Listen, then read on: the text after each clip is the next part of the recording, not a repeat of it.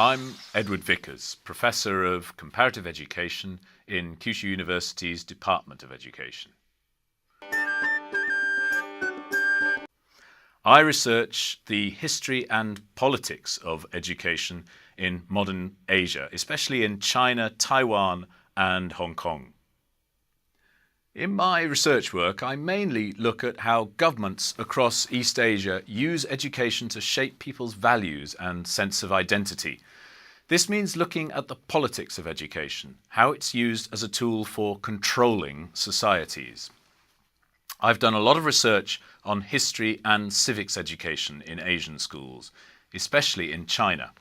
My latest book is Education and Society in Post-Mao China, which looks at the development of China's education system since the 1970s.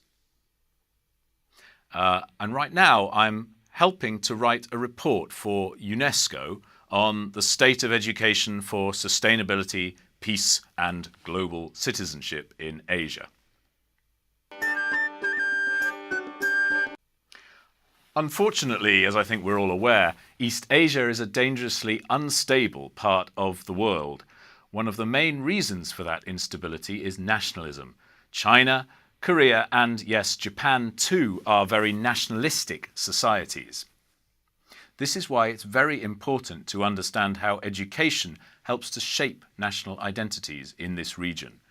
How does education promote ideas about what makes Chinese, Japanese or Koreans unique or special? Where do these ideas come from? We need answers to these kinds of questions if we're going to find ways of using education to promote peace instead of hatred across East Asia.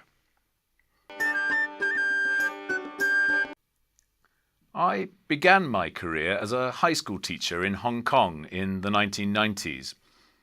Back then, whenever Japan was mentioned in class, my students would say, or some of them would say, "I hate Japan." "Have you ever been to Japan?" I would ask. "No," they would answer. "Have you ever met anyone Japanese?" "No." "If you hate Japan, why do you have a Hello Kitty pencil case and a Sailor Moon school bag?" "Bah, that's different." So, why did some of my students hate Japan but love Japanese popular culture? What role did education play in shaping their views? I became a researcher partly to find answers to these kinds of questions. We hear a lot nowadays about how education is important for promoting skills for economic growth. But just as important is education's role in shaping our values. This should mean not only giving us a sense of national loyalty or national identity, but also a deep understanding of our neighbours.